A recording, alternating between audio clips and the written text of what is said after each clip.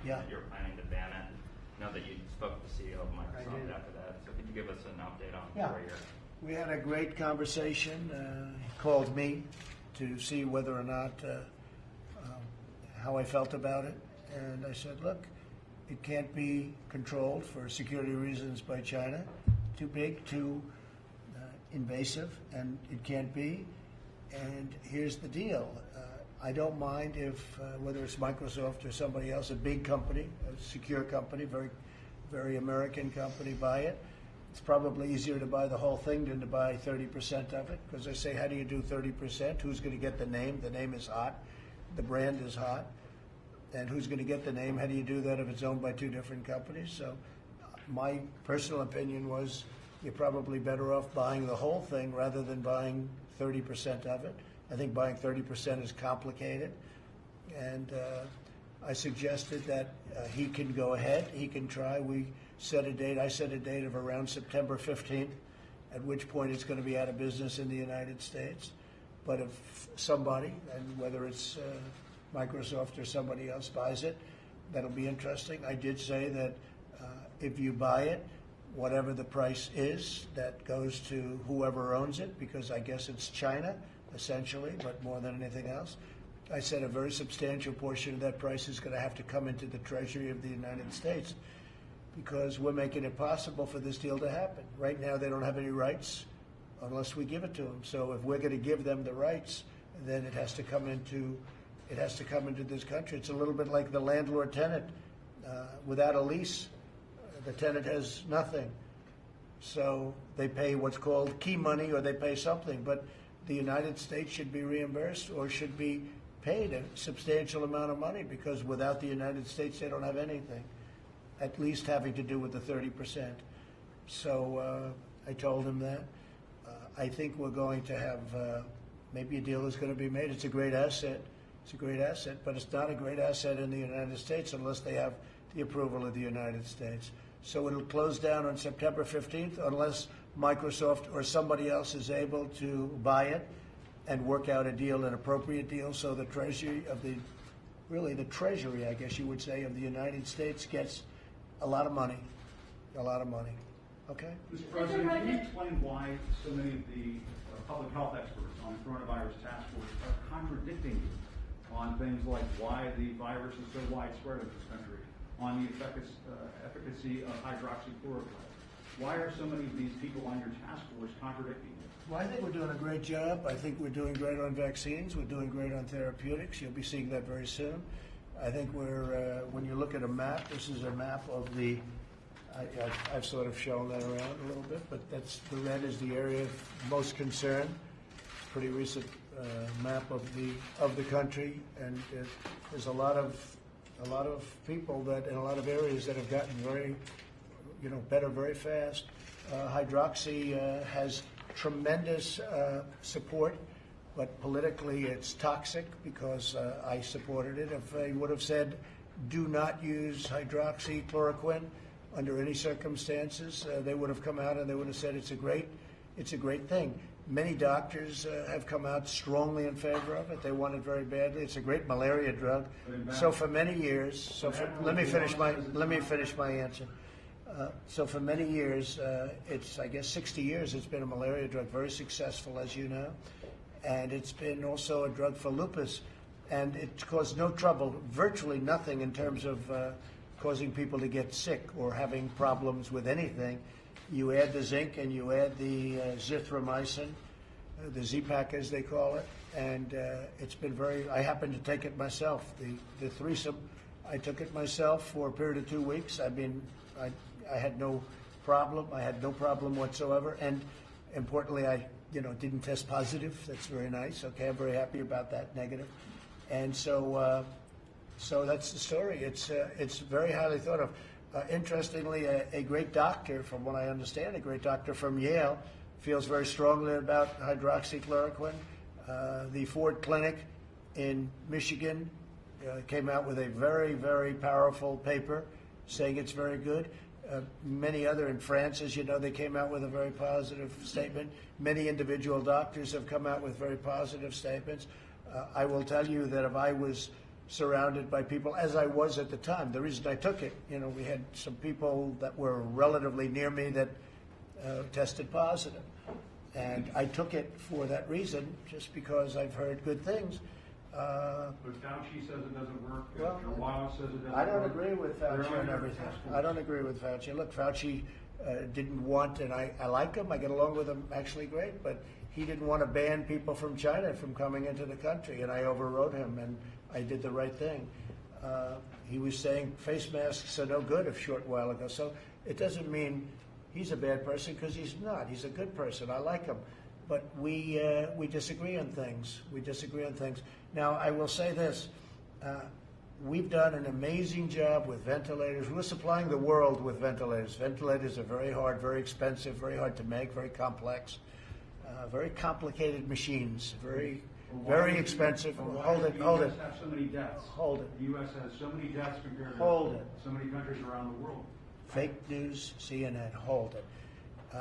We have done a great job in this country. We haven't been given, and not me, I'm not talking about me, Vice President, the task force, have not been given the kind of credit. If you look, countries all over the world are exploding right now. People that you said were doing a wonderful job, so wonderful, but right now, take a look at the countries that are exploding. You have Italy back, you have Spain back, you have France back, you have Germany back. You have a lot of countries, and that's not to knock them.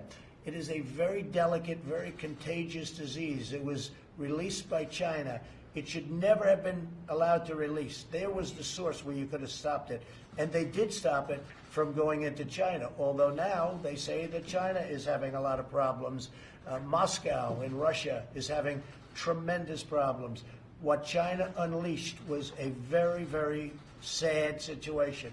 With all of that being understood, the United States has done an amazing job, a great job, and you're going to see that because we have vaccines and we have therapeutics coming very soon. Yeah, go ahead. President, why are you not involved directly in negotiations with Capitol I Hill? am. Oh, why? The fact that I'm not over there with Crazy Nancy? No, I'm totally involved. I'm totally involved. And we're going to be doing some things that are very good because we don't think that look, what Chuck Schumer wants more than anybody, and I would say Nancy Pelosi would be second, they want to bail out cities and states that have done a bad job over a long period of time. Nothing to do with coronavirus or China virus or whatever you want to call it. They want to bail out cities and states. They want bailout money. They want $1 trillion in bailout money. And a lot of people don't want to do that because we don't think it's right. The Democrats have run some very bad states and some very, very bad cities. And a lot of people don't want to give them $1 trillion to reward them for doing a bad job. If you look at some of the states, I won't insult anybody by naming those states, but you know what they are. They want bailout money. They're not interested in the people. They're not interested in unemployment. They're not interested in evictions, which is a big deal, the evictions. They want to evict. A lot of people are going to be evicted. But I'm going to stop it because I'll do it myself if I have to. I have a lot of powers with respect to executive orders, and we're looking at that very seriously right now. But what the Democrats want, they're slow rolling it, and all they're really interested in is bailout money to bail out radical left governors and radical left mayors like in Portland and places that are so badly run. Chicago, New York City, you see what's going on over there. Bail out cities and states who have been poorly run and spent a fortune doing it. They want $1 trillion, and we're really not interested in that. Okay, thank you very much, everybody. Thank you. Thank you very much. Thank you very much. Thank you, Jim, very much. Thank you. Thank you very much. You're doing a great job. Some boys, even Sarah's afraid of you. Come on, guys. Sarah's afraid of nobody. She must have kids. Are you a mom? No. You'll be a great mom.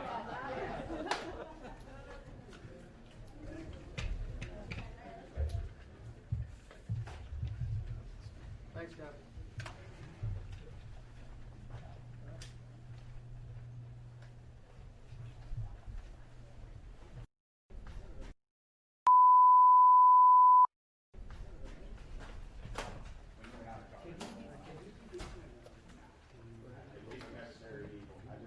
But he can't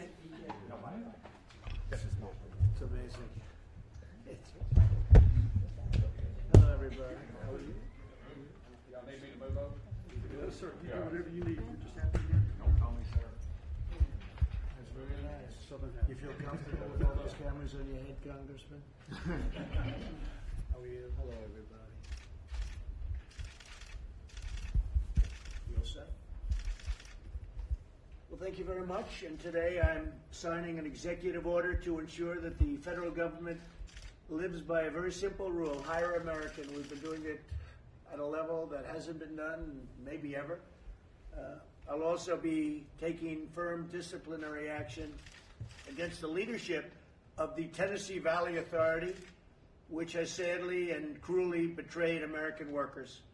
And we have some of those great American workers with us at the table. This is the cabinet room, and it's an honor to have you in the cabinet room and being at the Oval Office.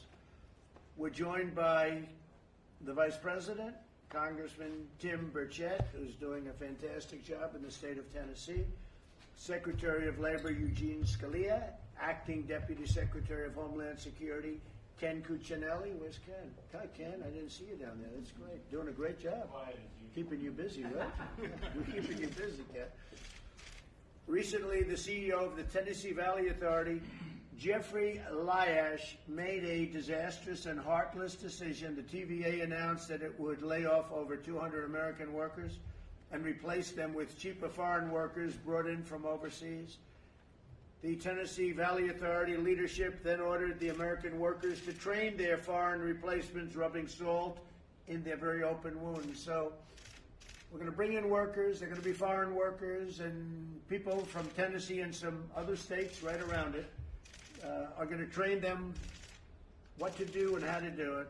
It doesn't work that way. As we speak, we're finalizing H-1B regulations so that no American worker is replaced ever again.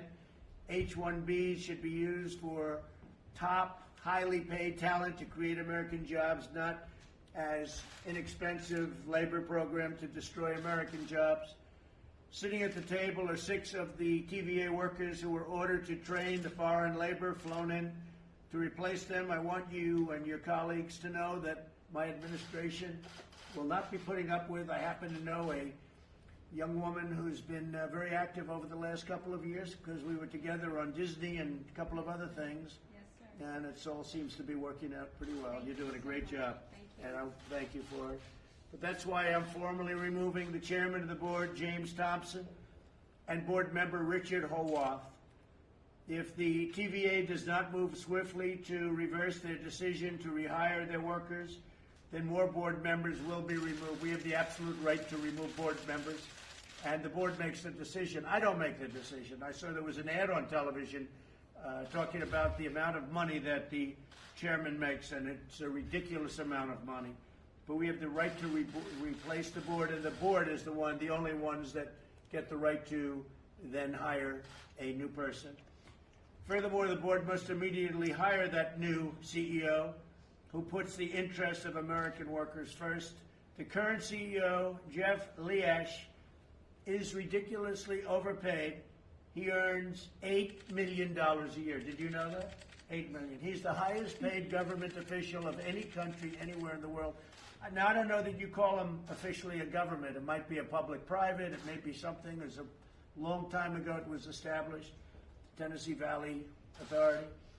But he gets $8 million a year. So that was just a succession of deep swamp things happening, and it's a disgrace. But he gets $8 million per year, and I can think of about almost 100% of the people I know would take that job. And it's not a very hard job. I mean, you have not a lot of debt, not a lot of anything, right? Public service is just that. Those who take these jobs must be focused on the public good, not on personal profit. He would have taken the job for millions and millions of dollars less, but nobody asked him to do that. Okay, he would have gone for less. You could have had him for $4 million, $6 million, $7 million, $2 million, $1 million, probably $500,000 a year. But the new CEO must be paid no more than $500,000 a year, which is still a significant amount, more than the President of the United States makes. And I donate my salary. I've donated it. From what I hear, I'm the only president to do that. You'll have to check on that, but that's what I've heard. I'm very surprised to hear that, but I donate my full salary. I don't take it. The board must work to ensure the CEO does not receive a lavish compensation package upon his departure, too. We don't want him leaving and then he gets a big check for millions and millions of dollars. We want the TVA to take action on this immediately, lower energy prices in the states of Georgia, Alabama, Kentucky, Mississippi, North Carolina, Tennessee, and Virginia. I love all those states. Any additional states you can think of there? I don't know. Let's see. So we're talking about Georgia, Alabama, Kentucky, Mississippi, North Carolina, Tennessee, and Virginia. Great states, every one of them. So let this serve as a warning to any federally appointed board. If you betray American workers, then you will hear two simple words: you're fired. You're fired. It's ridiculous. The man's getting $8 million. It'll be interesting to see how much money he made before this, and I have no idea. Maybe he made more. I don't know, but I doubt it. But it'll be interesting to see. He got this position, must have been politically inspired, because I can think of probably almost everybody in the nation would have liked this position, including every one of the media folks across the table from me. I would say that everybody would have liked this position. So with that, we're getting rid of him in one form or another. Either the board's going to do it, we're going to do it, but he's gone. And he's done not a great job. He's done not even a good job in certain ways. Plants in Kentucky, he could have kept the plant open in Kentucky if he wanted to, even if they retrofitted the plant. And he didn't do that, did he, Congressman? He wouldn't do that. We asked him to do it. He didn't want to do it. We said, that's okay. And here we are doing what we're doing today. So we will get somebody for a much lower price. I want the saving, much lower salary. I want the saving to go to the people of these great states in the form of energy savings. And that's a pretty substantial number. So, Kevin, could I ask you to start off, say a few words? I certainly appreciate that, Mr. President. My name is Kevin Lynn. I'm the Executive Director of Progressives for Immigration Reform and the founder of U.S. Tech Workers. And thank you for paying attention to our ad, Mr. President.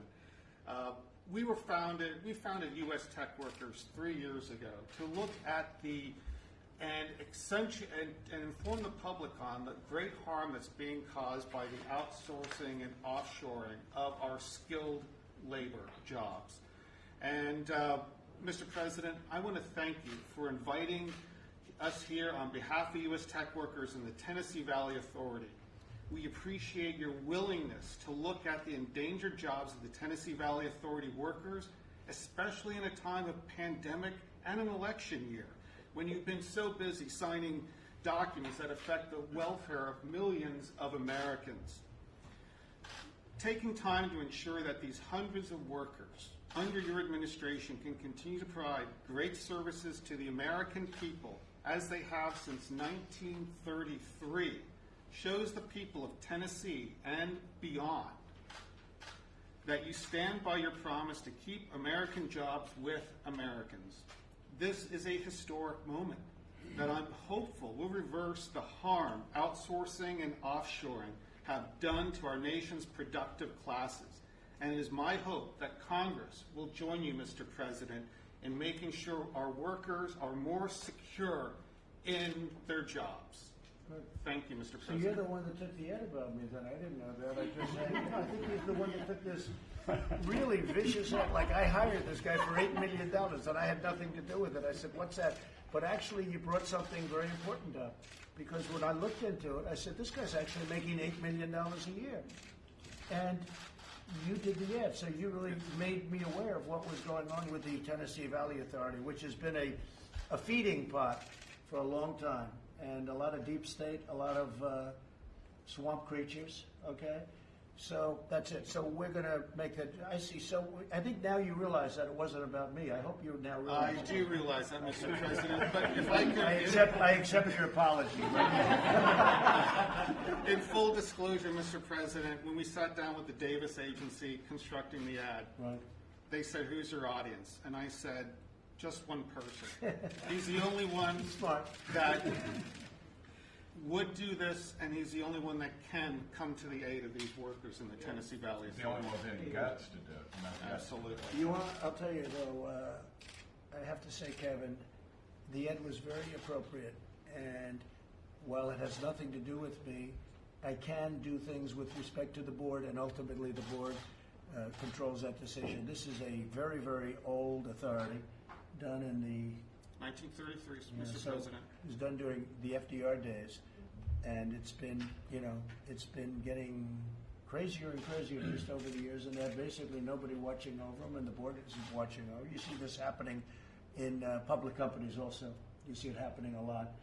But for essentially, I would say for a federal employee to be paid $8 million, now what we're doing is we're looking at the board members. How much are they paid? Because usually what happens is they pay, and then he says, I think you ought to get more money, and everybody's making a lot of money, and your pricing for electric and utility starts going up, and people say, I wonder why. I also see that they're doing a lot of things in terms of electric, which is very expensive electric. They're building facilities that are very, very expensive to build and don't work well. But we'll discuss that separately. But I appreciate it because you did make me aware of what's going on, and it's a terrific thing we're doing today. Thank you very much, Kevin. Please, Stacy, how are you? I'm doing fine. Mr. President, my name is Stacy Wetzel. I'm the son of a sharecropper. First, I want to thank you for being the great American president you are and for caring about and looking out for the great American citizens and workers. We thank you for that. I picked cotton from the time I was big enough to carry my own pick sack until I married.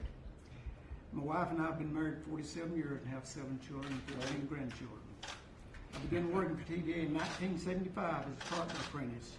Currently, I'm the system administrator on TVA's core team that's responsible for installing a $20 million computer system. Our team and the entire IT department have been praised and thanked multiple times this summer for the outstanding performance we've done. So it was shocking and devastating to be notified on July the 23rd that IT leadership had decided our team and a total of 40 workers would be terminated and our work done to others. This brings the total planned outsourced jobs to over 200 now in TVA information technology alone. We believe there are more planned to come. The 3 companies chosen to do the IT work are all 3 foreign companies that depend heavily on H-1B workers. We're required to train these replacements, as President Trump said. Apparently we're good enough to train but not retain. Using H-1B workers to replace capable and willing American citizens is turning entire American communities upside down. Left unchecked, it will turn our nation upside down and negatively impact our national security as certainly as our 50-year buildup of dependence on China for manufacturing has. Thank you, President Trump, for beginning to reverse that half-century mistake. American patriots will forever be grateful that you're also acting to blunt the misguided and out-of-control H-1B worker program. I thank you for putting American first and acting to stop this travesty. Well, you're a very powerful speaker, and so powerful that we just got a call. Mark just brought this in from the TVA CEO, and he's indicated a very strong willingness to reverse course. And it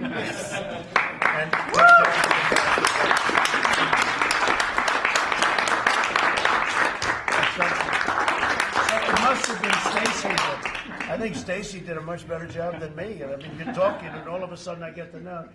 So he's looking to change course and reverse it, and that's good. Now maybe he'll take a major cut in salary too. That'll be phase 2, right? So we'll take a look at that, and maybe you'll start looking at that on behalf of everybody. Gladys, right? Your group. That's great, isn't it? Yeah, I mean, TVA told me while we were in this process of working on behalf of the workers, I'm the union president, ITG, Engineering Association. They told me it's going to take a message, a stop order from the president in order to keep us from moving forward. And I said, I'm working on that. You did a good job. Everybody in this room did a good job. I appreciate you, And sir. Congressman, you have my endorsement. Thank you, Mr. President. Okay, you had it anyway, but Well, you have it now. I appreciate That's a great you. job.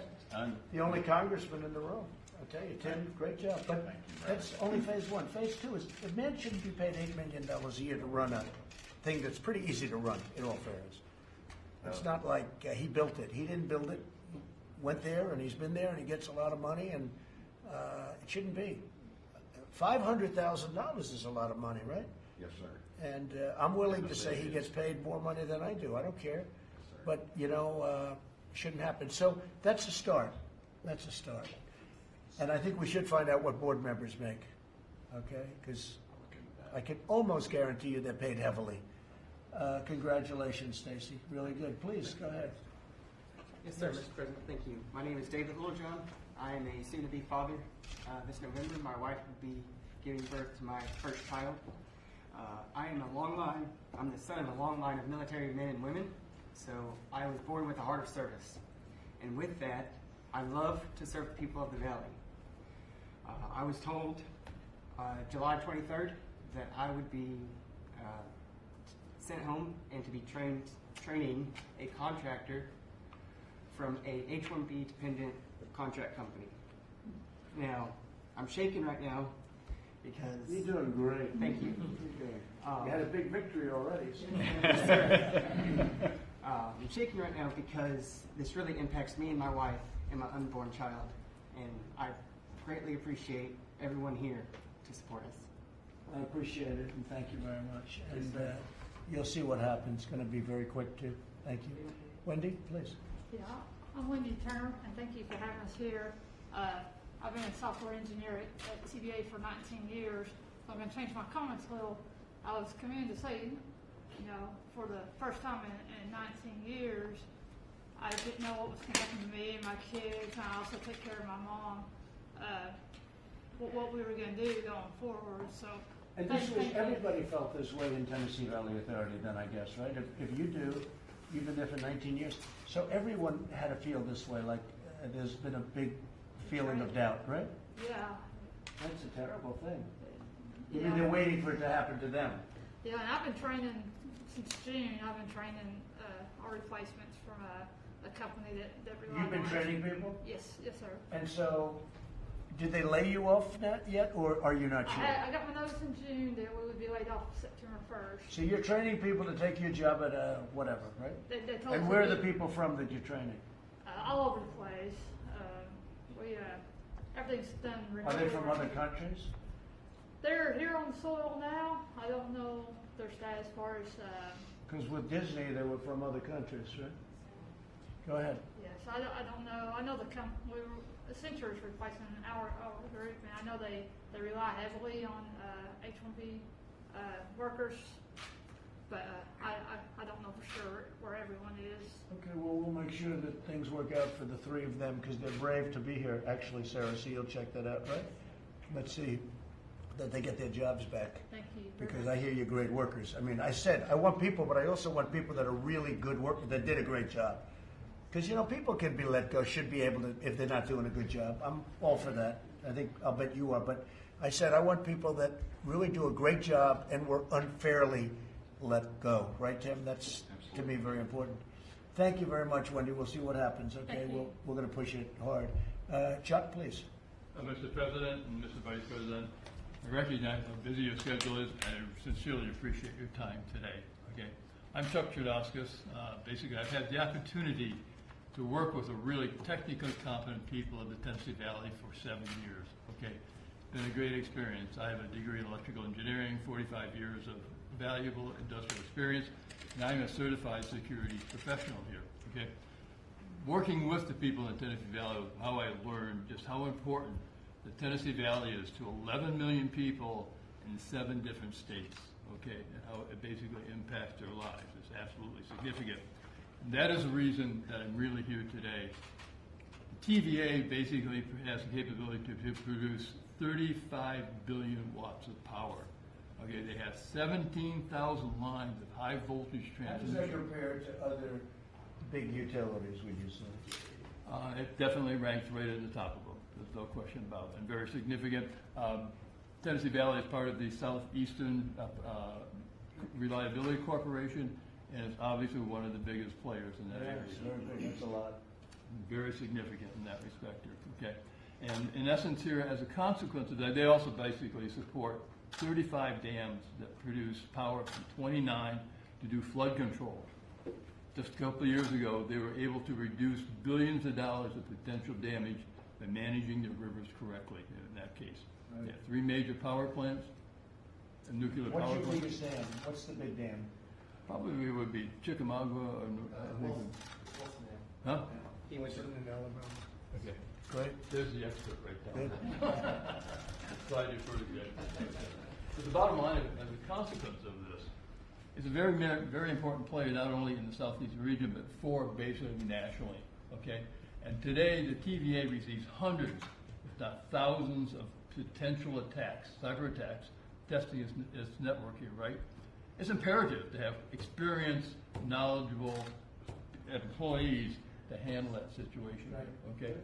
And a fine example of this, and I just kind of, it's a little bit humorous, but the great power outage in 2003 was affected by a software glitch, okay, that impacted and shut down Manhattan for 24 hours. I remember that very well. I thought you might be related, familiar with that. So, as a consequence, it just really points to the significance of having qualified, vetted people with proper clearances dedicated to that job. Okay. That wouldn't happen with you, would it, huh? It wouldn't happen. No, sir. Thank you very much. I appreciate you. And then just very quickly, two other quick points. Basically, this outsourcing agreement could impact the Tennessee Valley. Has always said our goals are to provide energy, economic development, and protect the environment. This particular outsourcing agreement could impact the valley by $88 million to these local economies here. And for the individuals that are in there, not only may they lose their primary income, but they may consequently have insurance costs that basically reflect a 300% to 400% increase for these families and how they manage it. Yeah. And I'd like you're gonna lose people, and you're firing people that are. They live in Tennessee, and they live in Georgia, and they live in the other states that I mentioned, and it's not a fair situation. Go ahead. Let's go, Chuck. Final point.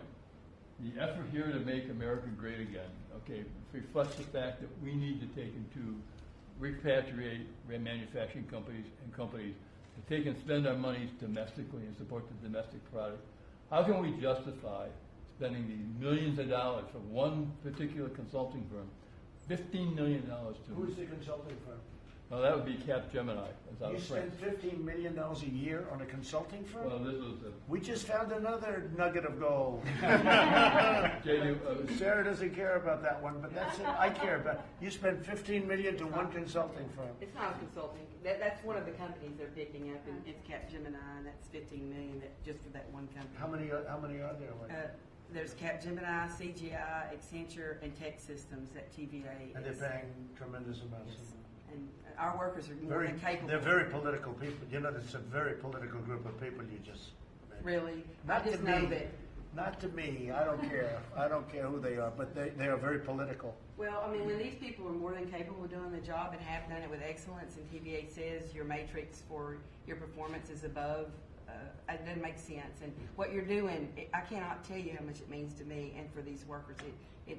I'm very emotional because TVA is a large racket. They do their thing, and nobody can touch them. And I believe today they've been It's a touched. racket. They've been touched. No, it's a racket. Well, we just found that out. No, it's a racket.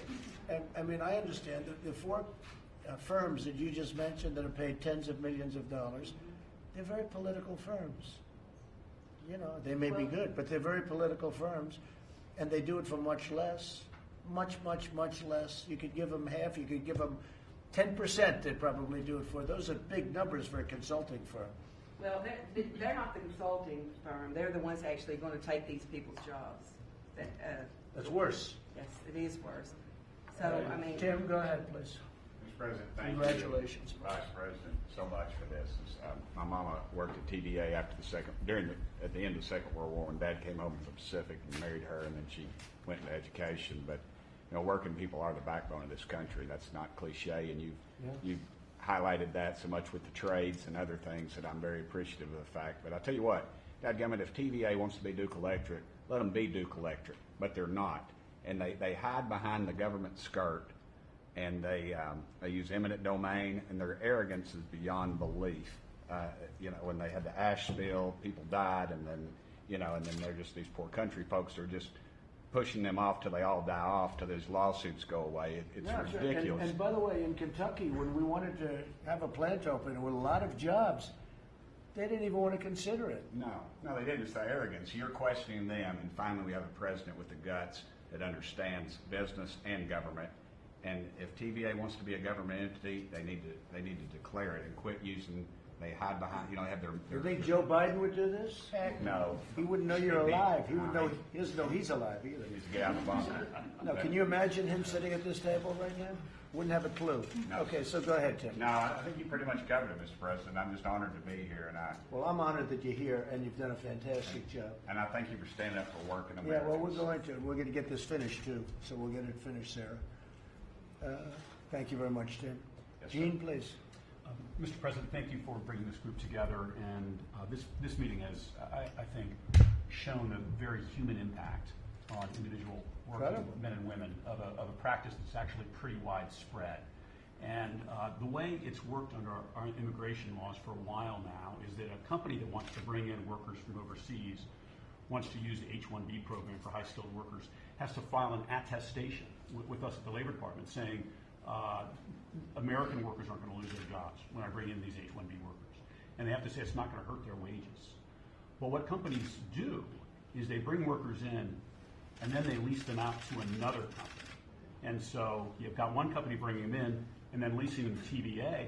And it's true, the company bringing them in, their workers aren't being affected, but the TVA workers are. And so I took a look at this as your labor secretary recently, and I said to my staff, I said, well, if the workers are going to the other company, why doesn't the other company, where they're actually going to be working and supervised, also file an Very good. application Right. and say, we're not going to affect U.S. workers either?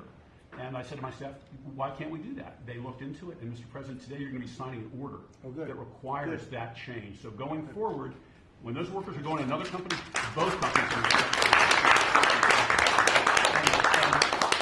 and that's a change we'll make. We'll do it together with the Department of Homeland Security. I just want to mention one other thing we're doing together. For more than 15 years, the Secretary of Labor has had the authority to initiate an investigation of abuse of the H-1B program when he or she finds reasonable cause. That has never been done. That authority has never been used. But again, we signed a memo of understanding on Friday with the Department of Homeland Security. It'll change that too. They're going to now share information they have, which I can then use to bring cases when we're finding the program. Very good.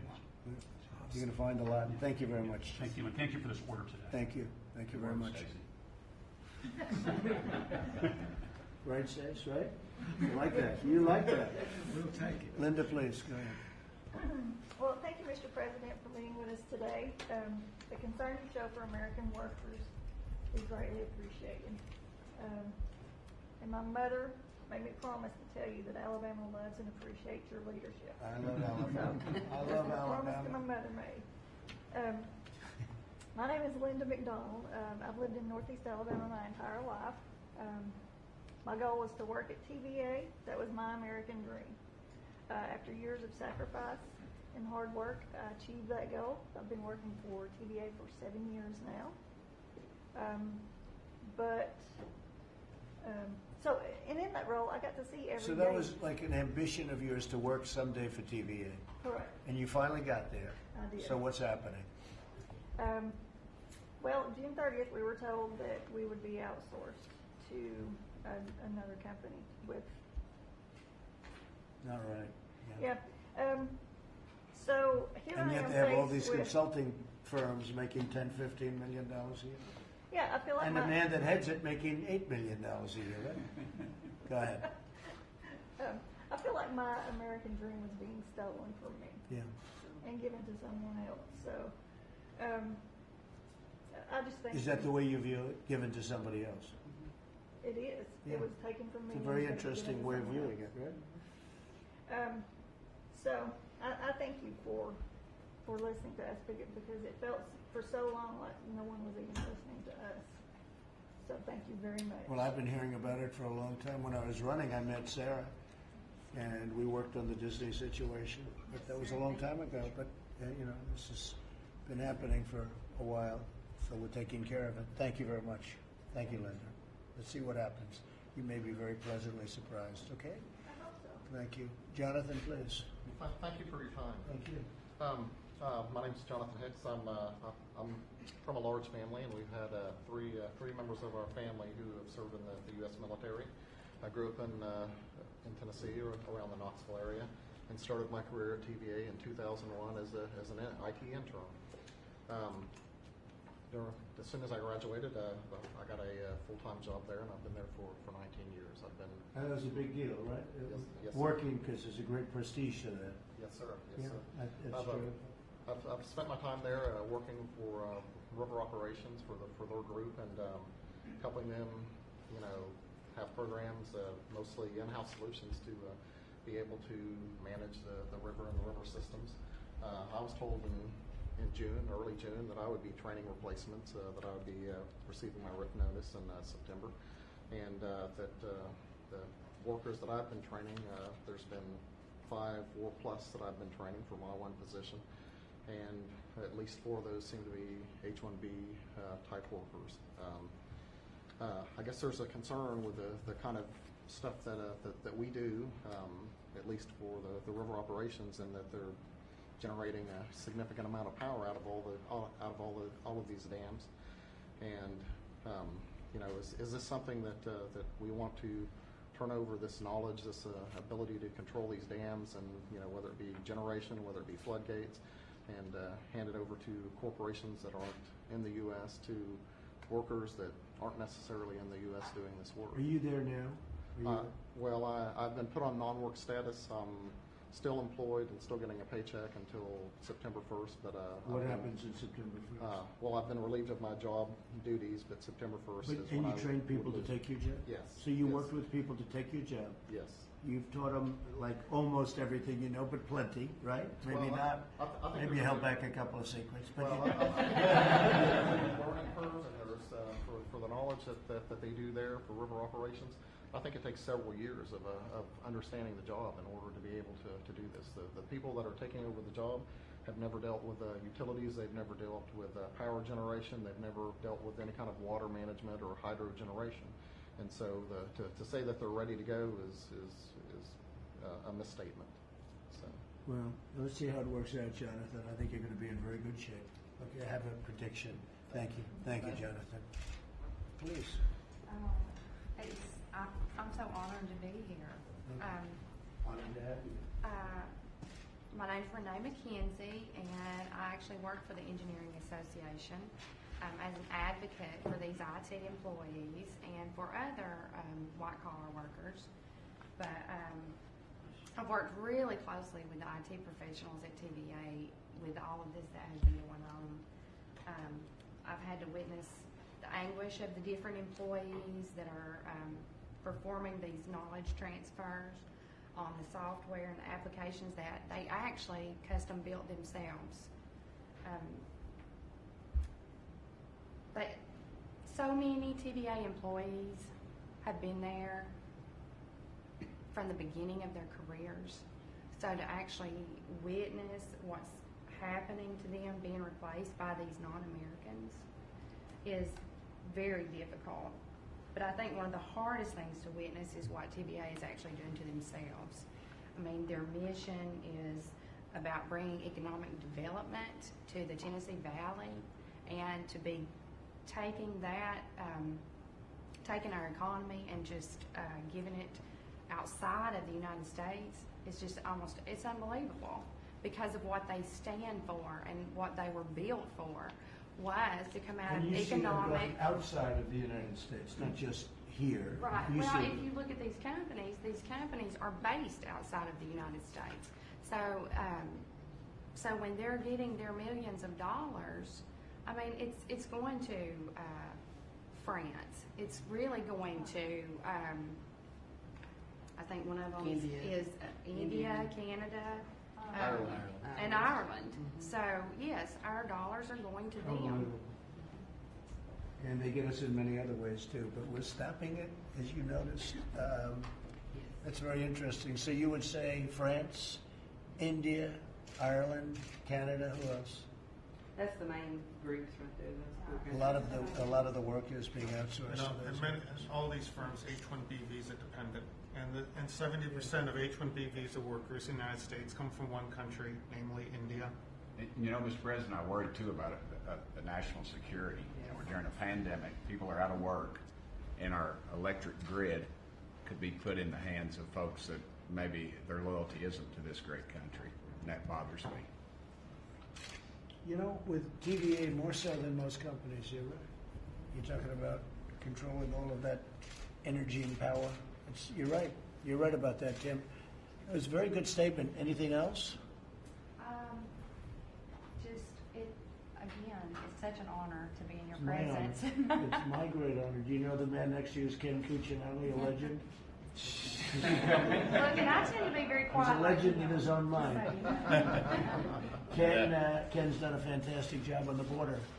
Unbelievable job on the border. And you might just tell us for a couple of seconds while we have the media here. I'm sure they'll report it very accurately, how well we're doing on the border, and then maybe get on to make a statement, because I know you've been working with Gene and everybody very hard. Yes, and Secretary Scalia really covered the partnership between DHS and the Department of Labor to solve this problem. You're solving it forcefully today for these folks. You're certainly putting the ball in motion to do that, and what our two agencies at your direction from June are going to do is solve this permanently, so that we never have to see this happen again. But on the border, we're seeing success with your leadership with Mexico and the Northern Triangle countries. The relationships you helped us forge last year in 2019 are bearing fruit at the border during a very difficult time with the coronavirus, and that task force, of course, led by the Vice President, and the ability since March to enforce the public health order there has changed the nature of our ability to protect the border. There are still people getting away, more than we would like. But last year they were running to us. This year they're running from us at the border. It's a bit different, and over 80% of the folks that we're apprehending are being returned to Mexico in under 2 hours, which is astonishing. It's just an astonishing. It used to take, in some cases, years. Right. Years. Absolutely. It's been incredible what's happened at the border. And I think the wall is helping you quite a bit, right? We have now about almost 271 miles of wall. Everywhere that new system is put in place, the Border Patrol agents are just universal in their praise for both their safety and the way it impedes illegal traffic. Not just people, but drugs as well, and so forth. So extremely effective, and it's going up faster and faster and faster. They had a human trafficker the other day saying that they used to go out and they'd traffic in human traffic, mostly women and children, but mostly women. And they'd bring them across the border, taped up and horrible. And this guy was saying how they used to go up and they'd make a left turn. They'd make a right and then a left into the United States. She said, now we just keep driving and there's this massive wall that nobody gets through. Nobody's getting through that wall. That wall is the real deal. And it's steel, concrete, and everything else, and lots of cameras all over it. That's right. And drones on top of it. And people aren't getting through. But it's been an incredible A real success. force multiplier for the Border Patrol and OFA. Yeah, and Mexico's helping us a lot. They have 27,000 soldiers. I remember how people complained about how you were pushing them so hard last year, but the partnership that's grown up with Mexico has been the best we have really had in decades, if not forever, in cooperating and They securing. have a very good president who was just here 2 weeks ago. He's really doing a good job. And we have 27,000 Mexican soldiers guarding the border. And they don't play games. They don't play games. It's been pretty amazing. The numbers are way, way down. And we want people to come in, but they have to come in legally, and that's what we're doing. You're doing a fantastic job. Thank you very much, Ken. Appreciate it. Okay, please, go ahead. You can finish up. Yeah, I appreciate you so much. I really do. As I said earlier, I'm the union president for the workers that are represented by this move that TVA has taken. I've met earlier with Tim Burkett, and he told me how disgusted he was with it. But that was earlier, and we've really tried to get our voice heard. We've been screaming, hey, help us out. Finally, U.S. Tech workers came out, kind of put a commercial together, and that got your attention, and we appreciate it so much. I've lived my whole life in the Tennessee Valley region. My uncle worked at TVA during World War II. He laid his job aside and went and served and perished in that war. My mother told me TVA was a great place to work, and I've worked there now 35 years. This means a lot to the people of the Tennessee Valley region, more than you'll ever know. I know that consulting companies looked at what to do with this IT work. They're now looking at what to do. The same consulting companies are looking at what to do with transmission work. That transmission, that grid's got to be protected at all costs. I mean, we cannot afford to let someone else who may not have the loyalty to our nation have the grid. And I think that some of these workers here at this table, IT workers, that's one of the biggest things they've said to me. There's a large chance that we will be breached, and we can't do that. And we tried to say all But those with our things. people running it, a very small chance, from what I understand. Yes, right, with the right people running Yeah. it, right. But you can't give it to just anybody, and that's why these workers at TVA are so important, and I appreciate you and all that you're doing for us. Are the people that you're representing, because you represent a big group of people, are they all nervous, like the folks at the Yes. table, like Wendy? Yes, they're They're going, all- are we next, Gay? Is this what's coming next? And my answer is not Tell on them my no. watch if we can help. Tell them no, they're not Okay. next. Thank Okay? you. You can tell them, I think we can say that.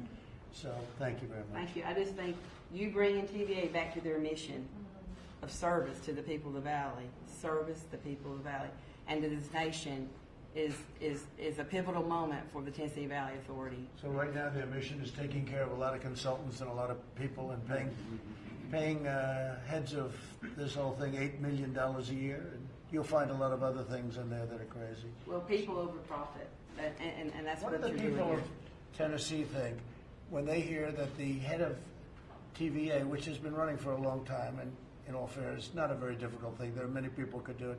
What do they hear when they hear, and they think of government, it's sort of semi, I guess you call it, public, private, but there's no private, really, when you think of it. So it's a board member. What do they think when they hear that the head person is making $8 million a year, which is, by the way, I said it before, the most highly paid person anywhere in any country, if you call this government, which it sort of is. What do they think when they hear? Do they know he makes $8 million a year? Well, they do now after Kevin's commercial, but they're pretty shocked. I mean, and in fact, I think the workers I think some of the workers at TVA have been shocked about that. Yeah. It is a lot of money. But people have known. I've known actually before the commercial, because we were looking at it. We sent them notices a year ago and 2 years ago, saying we want some information. And, people have known this. I just can't even imagine that somebody gets paid $8 million a year. Well, the difference. It's the most sought after job. It has to be the most sought after job in any country, in any government. Right, Tim? You take the job. Would you resign from Congress immediately? Take it for 1 year. Huh? You only need it for 1 year. I don't know. You don't know my wife. Tim and would daughter, take it. That's Mr. it. President. He'll take it No, they're actually pretty only for a year. You just need it for 1 year. That's right. Anyway. Yeah. So the workers, they are surprised at that, but back to the days of Kilgore and having worked there so long, I tell people I started when I was 8 because I can't believe how long I've worked there now. Right. But the truth is, there are very capable people at TVA that love I'll the bet. TVA and the mission that they really were put together for, and would love to take that job. I even think they like your president, your current president. Anyway, I'm not sure about your past president. That's right. The boats on the lake, I'll say, Trump, yeah. No, they're great. They're great people. And say hello to them. Just say hello. They're great people. Sarah, why don't you just discuss it real quick, and you can maybe work with us in getting it all done very quickly. Okay? Of course, President Thank Trump, you. thank you for having us and having everyone here and for all you're doing with regard to immigration. Immigration should be about America, Americans, and the immigrants. Right now, the way it was before you started working on it, it's always been big business, big tech, and universities. And with you, we are working to make immigration in America for the right reasons. And the Protect U.S. Workers endorsed you in 2016. We endorsed you in 2020. And we know for a fact that slow Biden and the Democrats will never push towards immigration that benefits Americans, America, and the immigrants. And I think they hide behind nationalists are bad, immigrants are kind and good, and if we are against the immigration the way it is now, then we are racist. But the reality is, if you can keep immigration the way it's going now and the way Joe Biden will push it, the problem is you're actually benefiting the big tech billionaires and universities, and that is not what immigration is about in this country. Thank you. Where did you come up with the name Slow Biden? You know, so many people want me to use that term, and I say it's too mean, it's too nasty. Oh, no, that means And you just come up with that term. Where did that come from? Is that my son, actually, who's 11. your son? He's 11? Yes. If he's 11 and he said he's slow, then he shouldn't be president. I mean, your son 15. Great job. Actually, during the rallies in 2016, we Right. met my son, and Right. he had a Thor, and he dressed him up like President Trump. Oh, that's good. Good. Thank you. That's very nice. Thank you, Sarah. Very Thank good. you. Great job you're doing. Thank you so much. Thank you. Thank you. Okay, Thank you Mike, for all go you ahead. do. We'll knock it out, Sarah. Well, thank you, Mr. President. I'll just be very brief. 4 years ago, when you ran for this office, you said the forgotten men and women of America would be forgotten no more. You said that we put America first, American workers first. You said that American workers would have a seat at the table in this administration, and we deliver real results. And today we see all of that happen right in front of us because of your leadership. Indicated during this meeting that the TVA is going to reverse course on their plan to use H-1B visa workers to replace hardworking Americans. And I can see the gratitude and the emotion on faces around the room, Mr. President, and the gratitude that these people feel, and all of those that will be reading about this and hearing about this in the days ahead. But I also just want to say finally to all the great Americans who gathered here, been willing to speak up, know that with the executive order the President is signing today, we're not just solving your problem. What the President's committing to today is to end the abuse of our worker visa program once and for all, and pulling together multiple agencies to do that. And I want to promise you that you've not only gone out and been a champion for fellow workers at TVA, but you've been champions for American workers all across this country. And I know I speak on behalf of the President and our whole administration when I thank you. Thank you for stepping up for American workers and making it possible for this President to keep one more promise to working Americans. God bless you.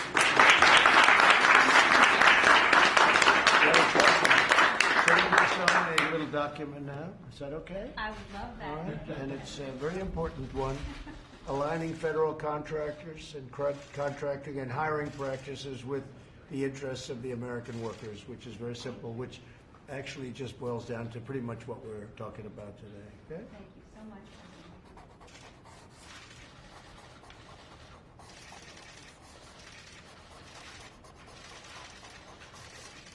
We'll give that to Sarah because she was there very early. I have to give one to you. You got us moving here. That's good. Thank you, Mr. President. Will you pass these around the table, Mike? We'll just pass them on that side. We'll pass them on this side. Anybody that doesn't get it. I don't think one So will here get we it. are. Yeah, I'll get you one, Tim. Don't worry. I'll let you. You got it? So thank you very much, everybody.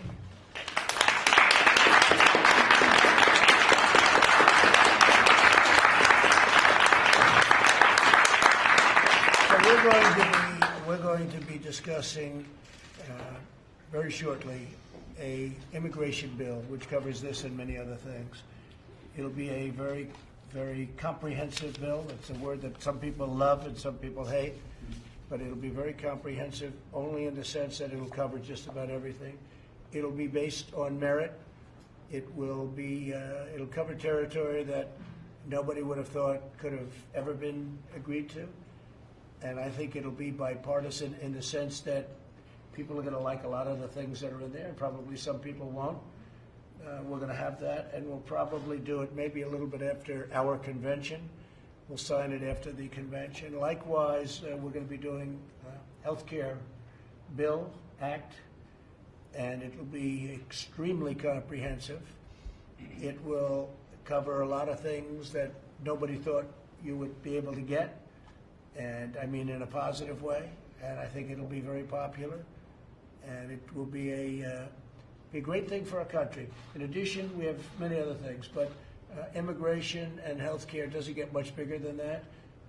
Immigration will be very merit-based, but it'll be great for the worker, and it'll be great for people coming into our country, but coming into our country legally and loving our country and wanting to help our country, as opposed to people coming in and they don't like our country. You see that? You see that with certain of our politicians that ran for office. I say, I don't think they like our country too much. All they do is complain. And you would never tell them to go back to their own country because that would be inappropriate, wouldn't it?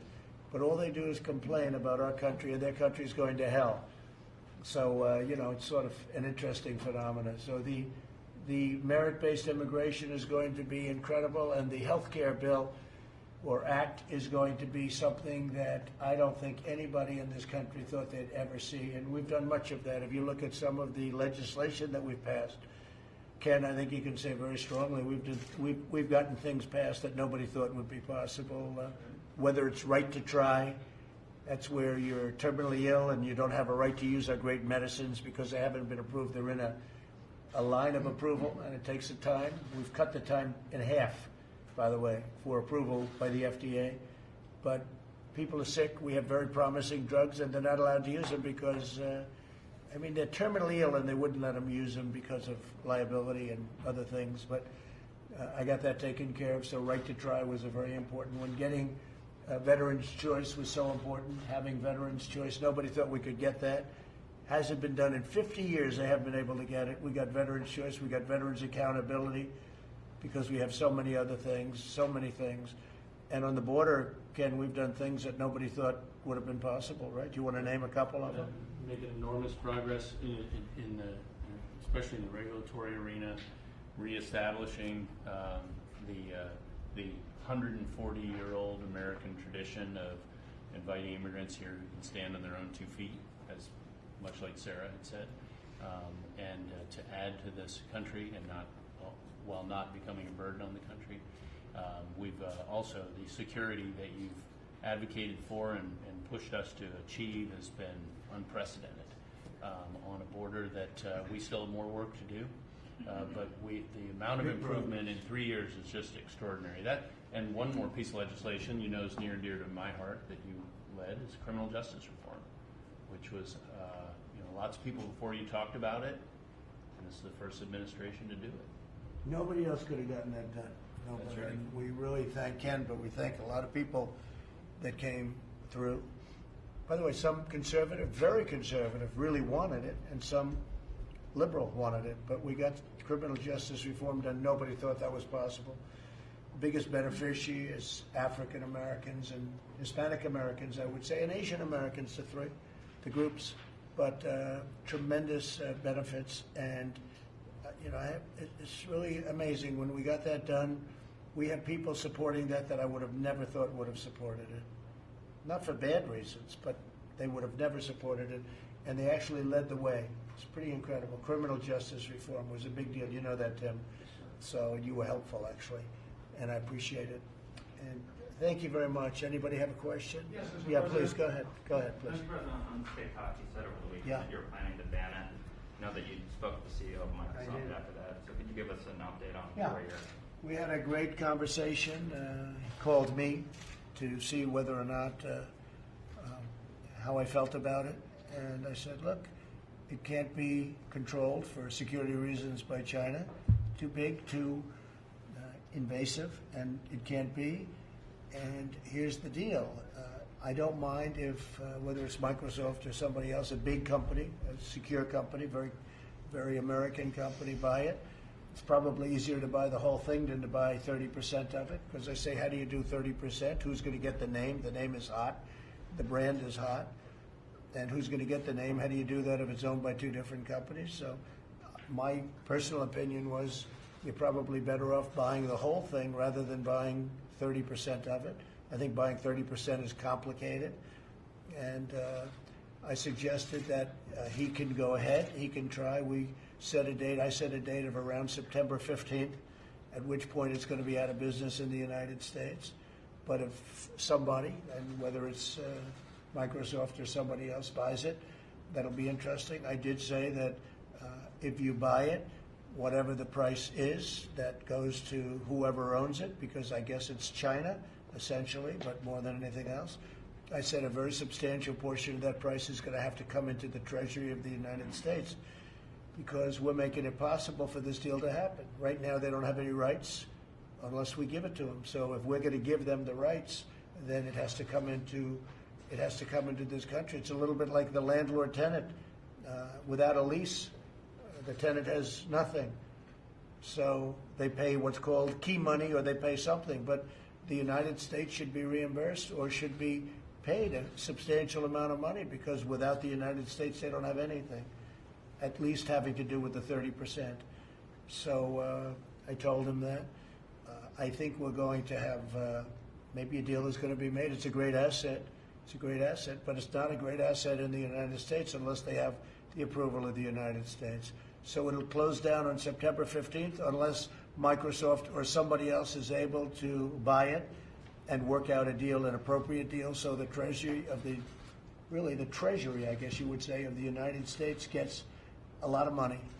A lot of money. Okay? Mr. President, can you explain why so many of the public health experts on the coronavirus task force are contradicting you on things like why the virus is so widespread in this country, on the efficacy of hydroxychloroquine? Why are so many of these people on your task force contradicting you? Well, I think we're doing a great job. I think we're doing great on vaccines. We're doing great on therapeutics. You'll be seeing that very soon. I think we're, when you look at a map, this is a map of the, I've sort of shown that around a little bit, but that's, the red is the area of most concern. Pretty recent map of the country, and there's a lot of people that in a lot of areas that have gotten very, better very fast.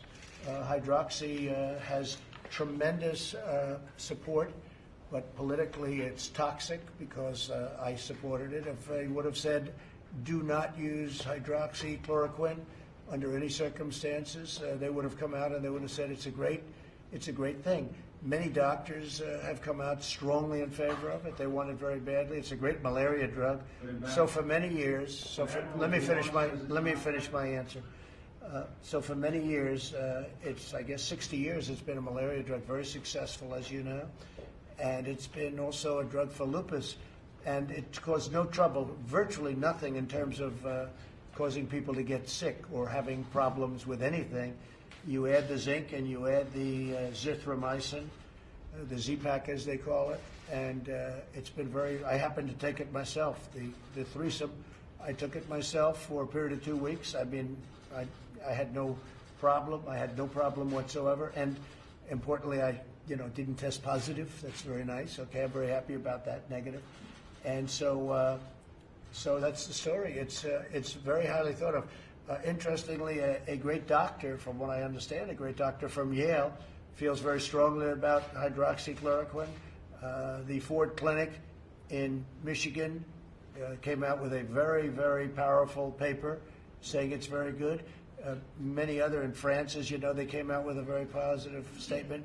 Many individual doctors have come out with very positive statements. I will tell you that if I was surrounded by people, as I was at the time, the reason I took it, we had some people that were relatively near me that tested positive. And I took it for that reason, just because I've heard good things. But Fauci says it doesn't work. Well, Wallace says it doesn't work. I don't agree with Fauci on everything. I don't agree with Fauci. Look, Fauci didn't want, and I like him, I get along with him actually great, but he didn't want to ban people from China from coming into the country, and I overrode him, and I did the right thing. He was saying face masks are no good a short while ago, so it doesn't mean he's a bad person, because he's not. He's a good person. I like him. But we disagree on things. We disagree on things. Now, I will say this. We've done an amazing job with ventilators. We're supplying the world with ventilators. Ventilators are very hard, very expensive, very hard to make, very complex, very complicated machines, very expensive. Hold it. The U.S. have so many deaths. Hold it. The U.S. has so many deaths compared to so many countries around the world. Fake news, CNN, hold it. We have done a great job in this country. We haven't been given, and not me, I'm not talking about me, Vice President, the task force, have not been given the kind of credit. If you look, countries all over the world are exploding right now. People that you said were doing a wonderful job, so wonderful, but right now, take a look at the countries that are exploding. You have Italy back, you have Spain back, you have France back, you have Germany back, you have a lot of countries, and that's not to knock them. It is a very delicate, very contagious disease. It was released by China. It should never have been allowed to release. There was the source where you could have stopped it. And they did stop it from going into China, although now they say that China is having a lot of problems. Moscow in Russia is having tremendous problems. What China unleashed was a very, very sad situation. With all of that being understood, the United States has done an amazing job, a great job, and you're going to see that because we have vaccines and we have therapeutics coming very soon. Yeah, go ahead. Mr. President, why are you not involved directly in negotiations with Capitol I Hill? am.